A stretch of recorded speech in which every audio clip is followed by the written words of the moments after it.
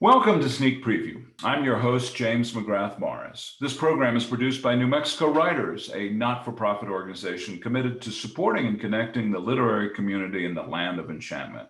Here, authors, poets, playwrights, and others have agreed to share with us work that has not yet been published. In other words, a sneak preview. With us today is Hugo Moreno. Born in Gallup, New Mexico, Hugo grew up in the Ciudad Juarez of Mexico. He earned his PhD in Hispanic literature from Cornell University. He's worked at several universities, including Lewis and Clark College, where he now currently teaches Spanish, as well as serving as a visiting scholar at Harvard University. He's published and edited articles on Hispanic literature and philosophy in journals, specialized books in the United States and Canada. He's the author of a novel, Donde se acaba el norte, and the forthcoming Rethinking Philosophy with Borges, Zambrano, Paz, and Plato. He lives with his family in Portland, Oregon, and you can learn more about his work at his website, Hugo's Site, and that's HUGOS.site. Did I get that right, Hugo? You got it right. Thank you very much. Unusual name for a website. Terrific. So, Hugo, what have you brought for us? Thank you, Jamie.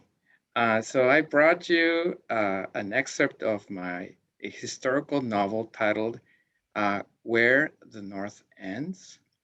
So it takes place in the 17th and 20th centuries in central New Mexico, the El Paso Juarez border area, and Ithaca, New York. And viewers in this excerpt will get a glimpse of the basic premise of the novel and the unique situation in which the protagonist is situated. So I'm going to start reading. Brother Antonio was standing next to me. We were both contemplating the landscape. Are we in New Mexico? I asked. Yes. These mountains are located in the provinces of the New Mexico. Have you been to Albuquerque? Albuquerque? In the province of Extremadura? No, in New Mexico. You must be confused, son. There is no place with that name around here. The city of Albuquerque is located between Socorro and Santa Fe. Santa Fe? Are you talking about the Real Villa de la Santa Fe de San Francisco de Asís? I suppose that's what they used to call it in the olden times. In the olden times? The village was founded only 55 years ago. This man must have escaped from an asylum, or I must be dreaming. I try to wake myself up. I would do it whenever I analyze my situation in the midst of a nightmare. The fact of knowing that it was only a dream helped me wake up. What a relief. It was only a dream, I would tell myself. Sometimes I would fall back asleep and the nightmare would continue. But as soon as I realized it was only a dream, I would wake up. The nightmare would dissipate. I would return to normality, to my everyday life. But this time, I couldn't wake myself up.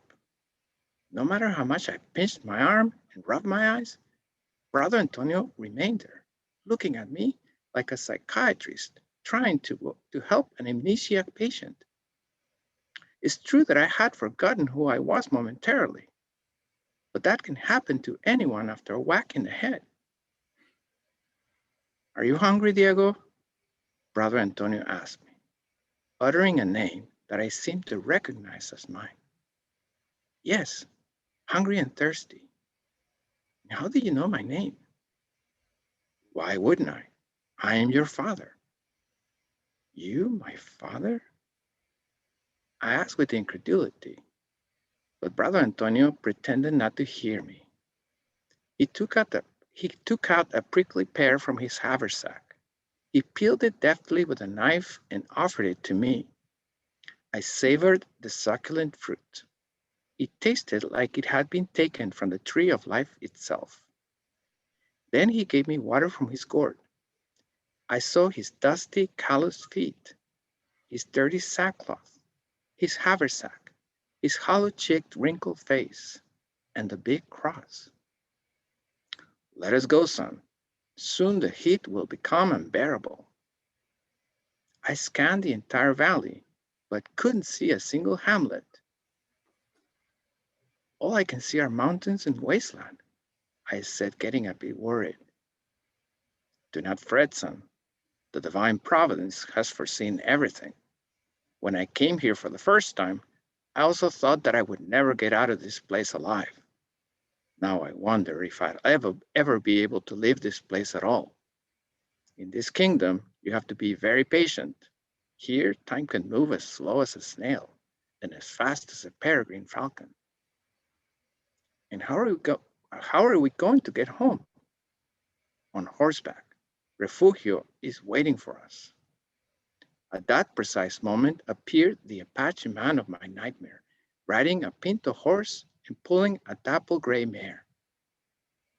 He had long hair and was shirtless. He was thin and solid like a cedar tree. Although he was probably in his late 40s, his face was marked by the cruelty of life and the elements. He had lost his left eye. A scar in his left cheek deformed his face with angular features and prominent chin. You were right.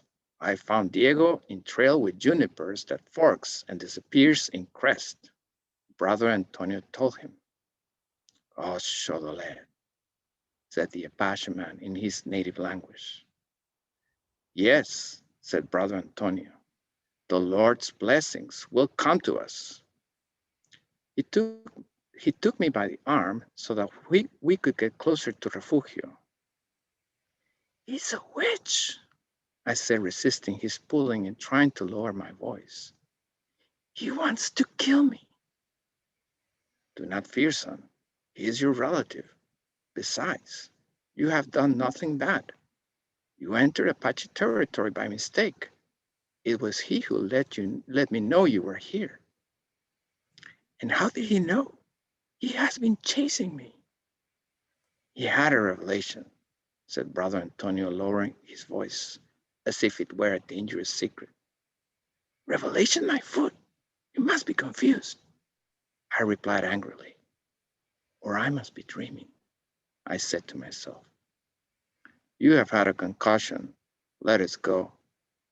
I will explain everything along the way. Wow. You must be the first person to have set a novel in Ithaca, New York and New Mexico. That's right. Does that stem from the idea that one should write from what one knows? Absolutely. It's a pseudo-biographical novel. Well, it sounds, the taste you gave us is going to make many readers impatient to get it. So thank you very much for being with us today. Thank you for letting me share it. It was great. Tune in again soon for another installment of Sneak Preview, and even better, subscribe to our YouTube channel. And to learn more about New Mexico writers, visit our website, nmwriters.org. Until next time, I'm James McGrath Morris.